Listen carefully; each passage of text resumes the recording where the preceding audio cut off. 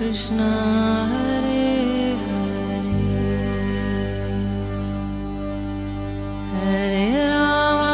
हरे राम राम राम हरे हरे।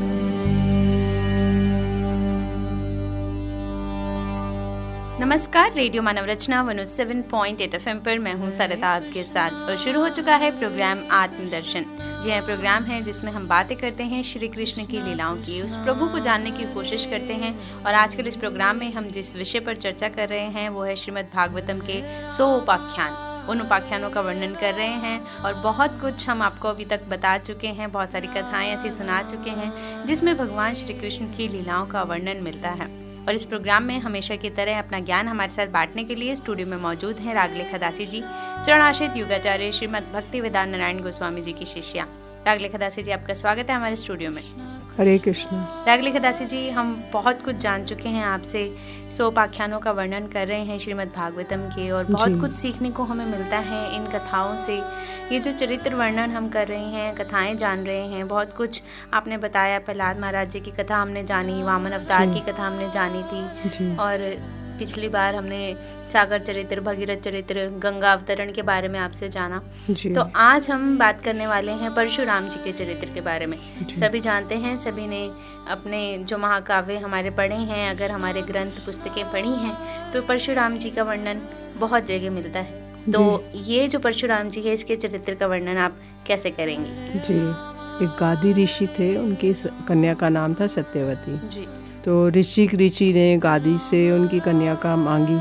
तो गादी ने सोचा कि ये कन्या के योग्य वर नहीं है, तो उन्होंने ऋषि से कहा कि मुनिवर, हम लोग तो कुशिक वंश के हैं, हमारी कन्या मिलना कठिन है, इसलिए आप 1000 ऐसे घोड़े लाकर दीजिए मुझे शुल्क रूप में, जिनके शरीर तो सफ़ेद हो, उनका कान हो नीला श्याम वर्ण का। तो जब गादी ने ये बात कही तो ऋषि मुनि उनका आशय समझ गए और उन्होंने वरुण के पास जाकर वैसे ही घोड़े ला दिए और उन्हें देखकर सुंदरी सत्यवती से विवाह कर लिया। तो एक बार महर्षि ऋषिक से उनकी पत्नी और सास दोनों ने ही पुत्र प्राप्ति के लिए प्रार्थना की। तो महर्षि जो ऋषिक थे, उन्होंने प्रार्थना स्वीकार करके दोनों के लिए अलग अलग मंत्रों से चरु पकाया। चरु माने खीर। तो मंत्रों का आवाहन कर करके खीर बनाया अलग अलग। तो और स्नान करने के लिए चले गए। तो सत्यवती की माँ ने सोचा कि ऋषि ने अपनी पत्नी के लिए श्रेष्ठ खीर बनाई होगी, तो उन्होंने वो चरु मांग लिया, वो वाला खीर ले लिया। तो सत्यवती ने अपना चरु तो माँ को दे दिया और माँ का चरु वह स्वयं ले लिया। जब ऋषिक मुनि को इस बात का पता चला तो उन्होंने अपनी पत्नी सत्यवती से कहा कि तुमने तो बहुत अनर्थ कर डाला, अब तुम्हारा पुत्र तो लोगों को दंड देने वाला घोर प्रकृति का होगा, तुम्हारा भाई होगा एक श्रेष्ठ ब्रह्मवेता। ब्रह्मवेता मतलब शांत होगा और ब्रह्म को जानने वाला। सत्यवती ने ऋषिक मुनि को प्रसन्न किया और प्रार्थना की कि हे स्वामी, ऐसा नहीं होना चाहिए। और उन्होंने कहा कि ठीक है, पुत्र के बदले तुम्हारा पौत्र वैसा घोर प्रकृति का होगा। तो समय आने पर सत्यवती के गर्भ से जमदग्नि का जन्म हुआ और एक रेणु ऋषि थे, उनकी कन्या का नाम था रेणुका।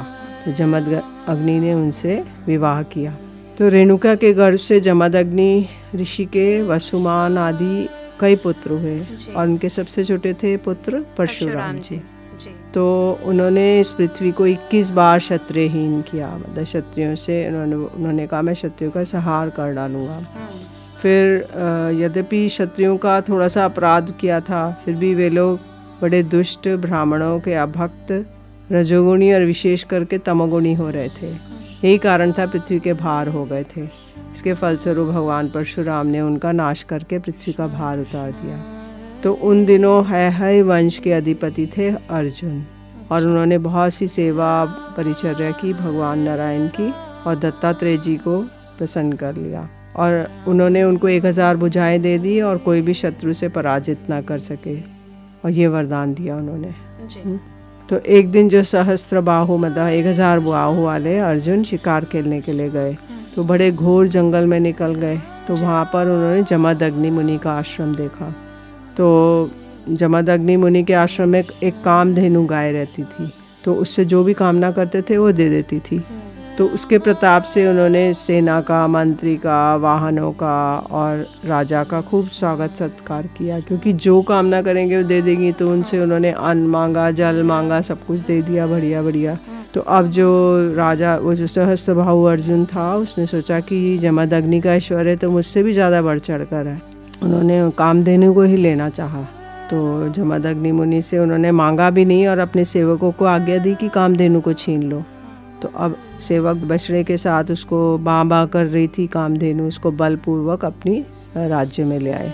जब वे सब चले गए तो परशुराम जी ने आश्रम पर आए और उसकी दुष्टता का वृतांत सुनकर चोट खाए हुए सांप की भांति क्रोध से तिलमिला उठे। वे अपना फरसा, तरकस, ढाल, धनुष लेके बड़े वेग से उसके पीछे दौड़े। सहस्त्रबाहु अर्जुन अभी अभी अपनी नगर में प्रवेश ही कर रहे थे। उन्होंने देखा कि परशुराम जी महाराज बड़े वेग से उसी ओर झपट कर आ रहे हैं। उनके हाथ में धनुष, बाण, फरसा था, शरीर पर काला मृगचर्म था और उनकी जटाएं सूर्य की किरणों के समान चमक रही थी। अत्यंत भयंकर सहस अक्षौहिणी सेना भेजी उन्होंने। भगवान परशुराम ने बात ही बात में अकेले ही उस सारी सेना को नष्ट कर दिया। अब परशुराम जी की गति मन और वायु के समान थी, तो वे शत्रु की सेना को काटते ही जा रहे थे। जहाँ जहाँ वे अपने फरसे का प्रहार करते, वहाँ सारथी और वाहनों के साथ बड़े बड़े वीरों की बाहें, जंगा, कंधे कट कट कर पृथ्वी पे गिरते जाते थे। परशुराम जी ने अपनी तीखी धार वाले फरसे से बड़ी फुर्ती से सांपों के समान भुजाओं को काट डाला और जो अर्जुन था, सहस्त्रबाहु अर्जुन था, और उसको सिर धड़ से अलग कर दिया। और पिता के मर जाने पर उसके 10,000 लड़के डरकर भाग गए। तो परशुराम जी ने बछड़े के समान कामधेनु लौटा ली और वह बहुत ही दुखी हो रही थी।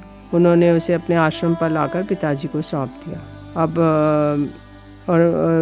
इन्होंने सारा वृत्तांत अपने पिताजी और भाइयों को कह सुनाया।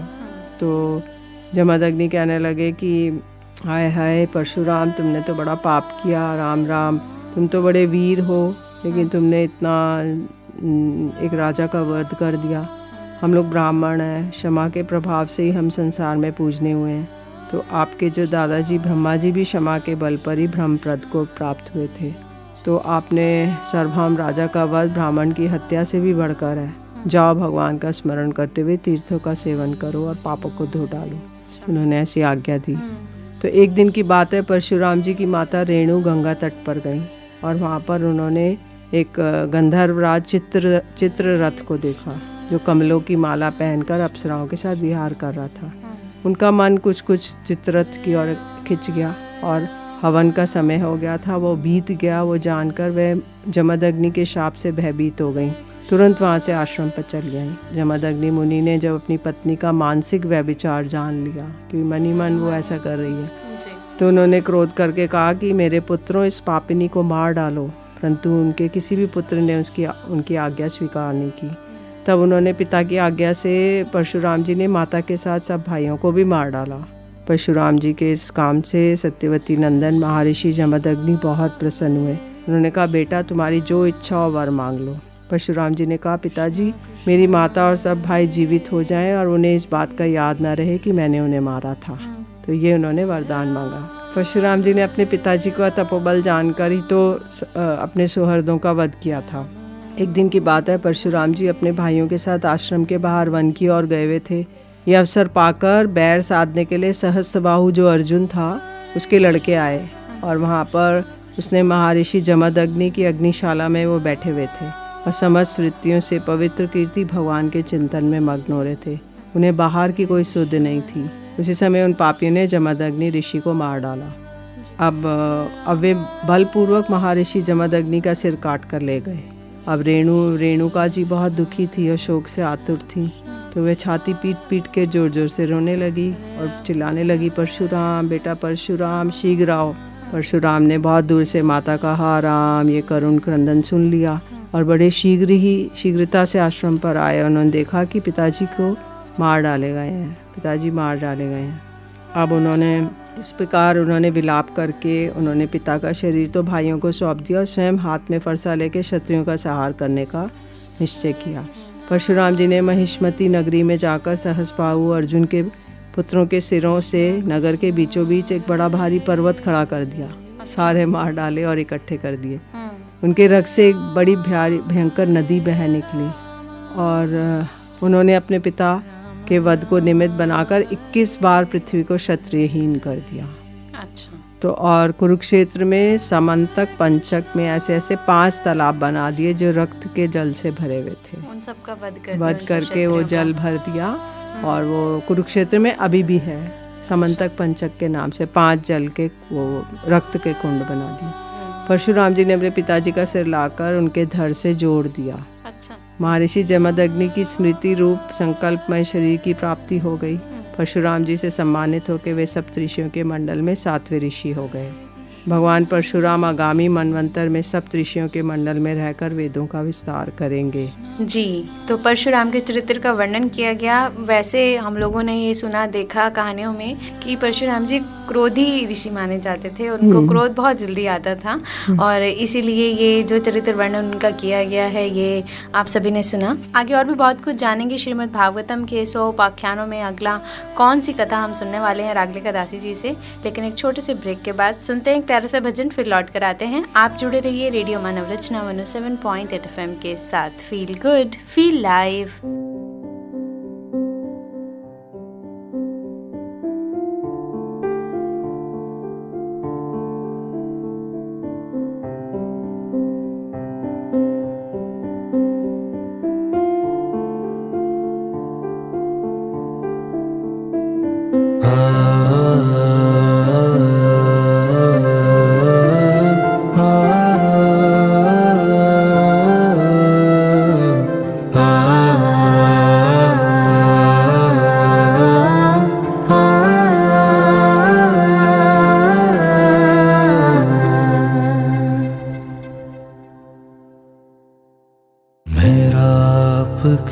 कृपा से सब काम हो रहा है, मेरा आपकी कृपा से सब काम हो रहा है।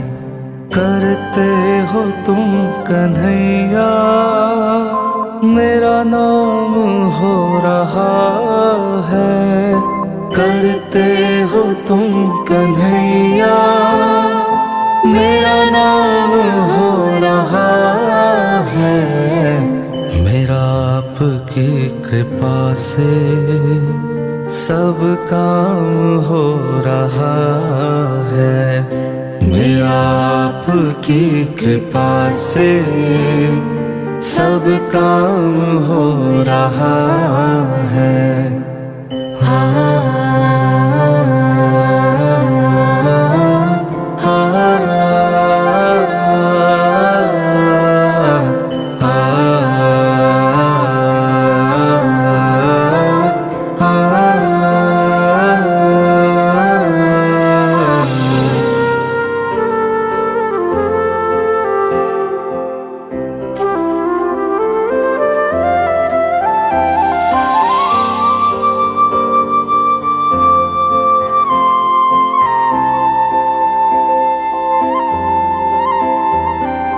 पतवार के बिना ही मेरी नाव चल रही है, पतवार के बिना ही मेरी नाव चल रही है।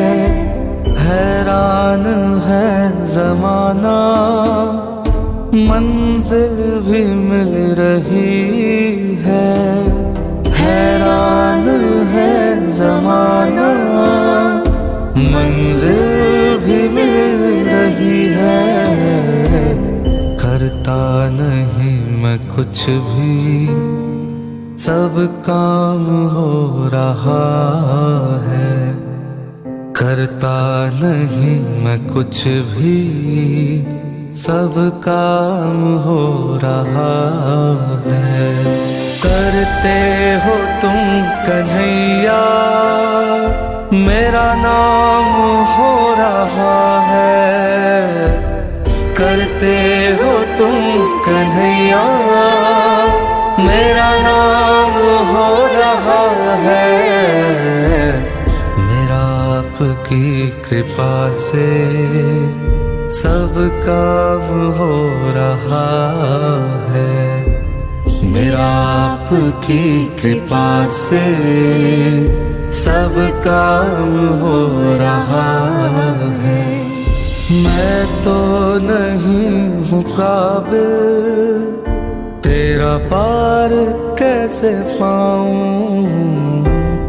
मैं तो नहीं हूँ काबिल, तेरा पार कैसे पाऊं।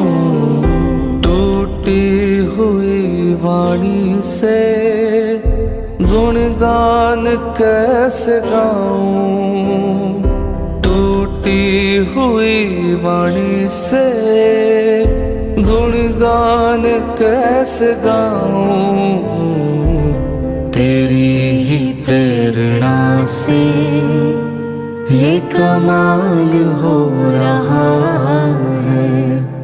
तेरी ही प्रेरणा से ये कमाल हो रहा है।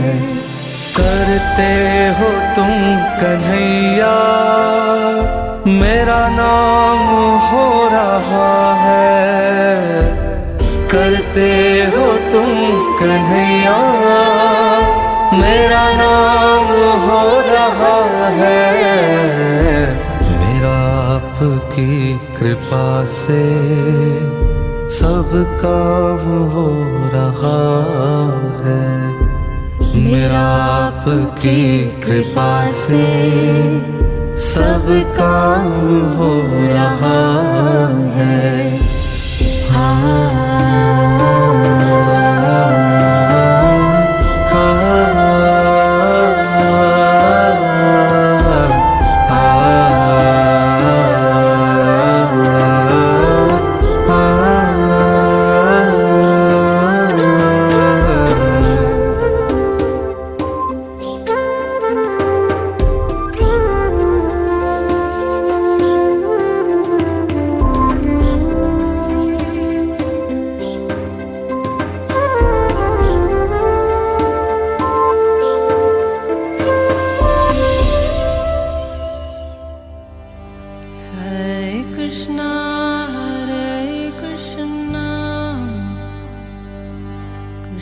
Krishna Hare Hare, Hare Rama Hare Rama, Rama Rama Hare Hare।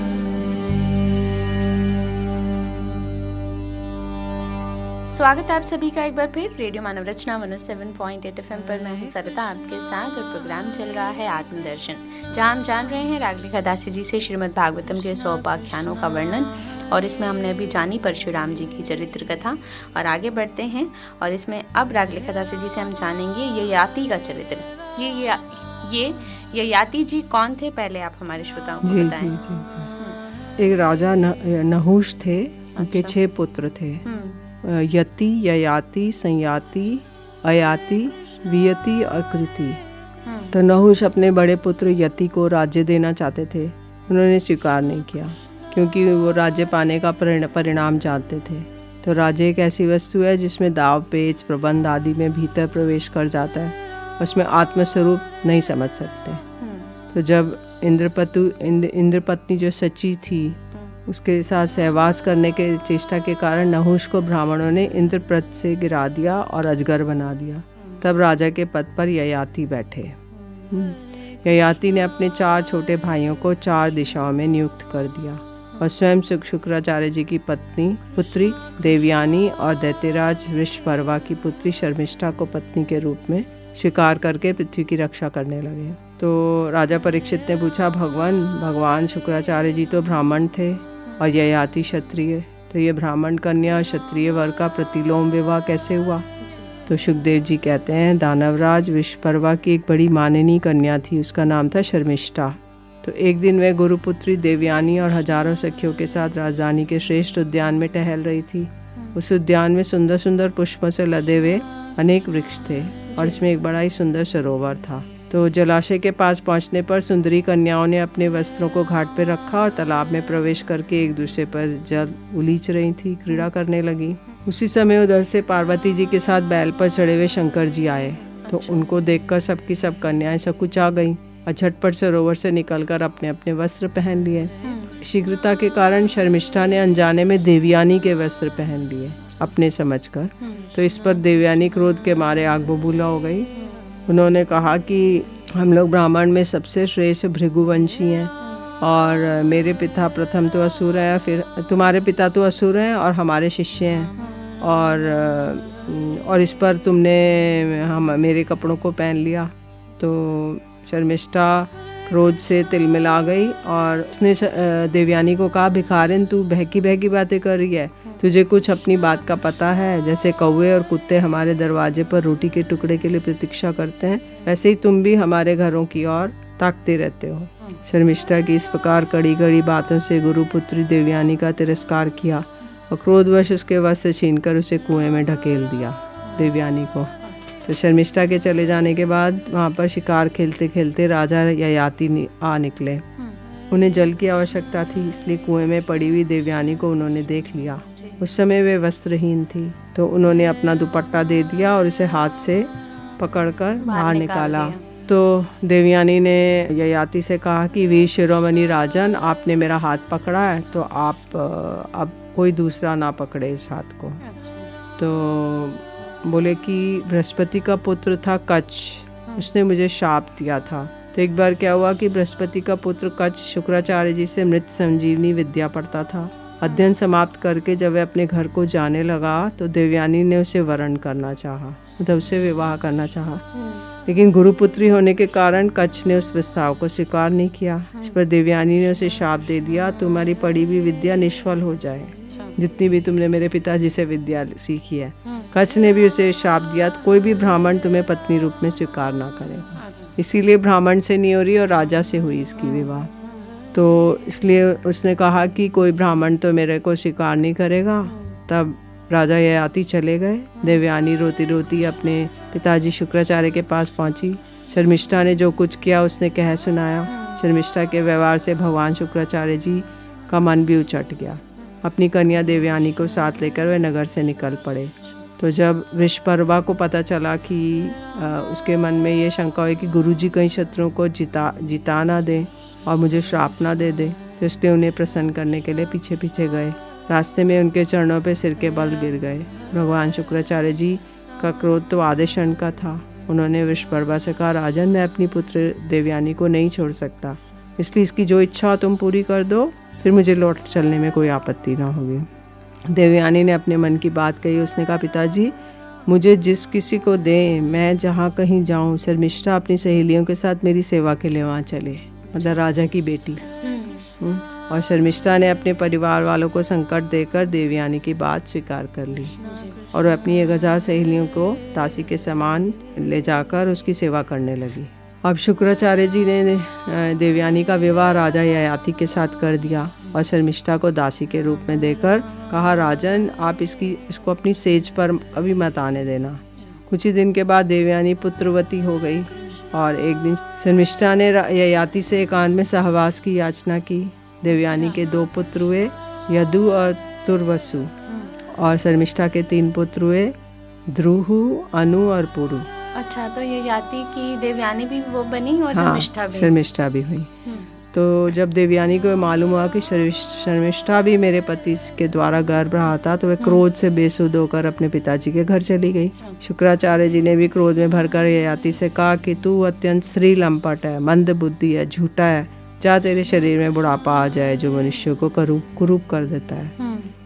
तो ययाति ने कहा कि ब्राह्मण, अभी तो आपकी पुत्री के साथ विषय भोग करते करते मेरी तृप्ति नहीं हुई है और आपके शाप से तो आपकी पुत्री का भी अनिष्ट है। तो फिर शुक्राचार्य जी ने कहा, अच्छा जाओ, जो प्रसन्नता से तुम्हें अपनी जवानी दे दे और उसके बदले में बुढ़ापा बदल ले, उससे ऐसे कर लो, एक्सचेंज कर लो। तो राजधानी में आकर ययाति ने अपने बड़े पुत्र यदु से पूछा, बेटा तुम अपनी जवानी दे दो और मैं अभी विषयों से तृप्त नहीं हुआ हूँ। तो यदु ने कहा, पिताजी, बिना समय के ही प्राप्त हुआ बुढ़ापा लेके मैं जीना भी नहीं चाहता। और इसी प्रकार तुर्वसु, द्रुहु, अनु ने भी पिताजी की आज्ञा अस्वीकार कर दी। जब ययाति की ने अवस्था में सबसे छोटे किंतु गुणों में सबसे बड़े अपने पुत्र पुरु को बुला के कहा, बोला बेटा तू अपने बड़े भाइयों के समान तुम्हें तो मेरी बात नहीं टालनी चाहिए। तो पुरु ने कहा कि वास्तव में तो पुत्र का शरीर पिता का ही दिया हुआ है, तो ऐसी अवस्था में कौन है इस संसार में पिता के उपकारों का बदला चुका सके। उत्तम पुत्र तो वही है जो पिता के मन की बात बिना कहे ही कर दे। इस प्रकार पुरु ने अपने बड़े आनंद से पिताजी का बुढ़ापा ले लिया। जी। अच्छा, और राजा ययाति भी उसकी जवानी लेकर पूर्ववत विषयों का सेवन करने लगे। इस प्रकार 1000 वर्ष तक उच्छृंखल इंद्रियों के साथ मन को जोड़कर उसके प्रिय विषयों को भोगा, परंतु इतने पर भी चक्रवर्ती सम्राट ययाति की भोगों से तृप्ति ना हो सकी। तो ऐसा कहा जाता है, यत पृथ्व्याम बृहे यवम हिरण्यम पशव स्त्रिय न दुयंती मना प्रीतिम पुंसः काम हतस्य ते। पृथ्वी में जितने भी धान्य हैं, जो चावल आदि, सुवर्ण है, सोना है, पशु है, स्त्रियां हैं, वे सब के सब मिलकर भी एक पुरुष के मन को संतुष्ट नहीं कर सकते पृथ्वी में। और जो कामनाओं के प्रहार से जर्जर हो रहा है, विषयों के भोगने से भोग वासना कभी शांत नहीं होती, बल्कि जैसे घी में आहुति डालने पर आग और भड़क जाती है, वैसे ही भोग वासनाएं भी भोगों से प्रबल हो जाती हैं।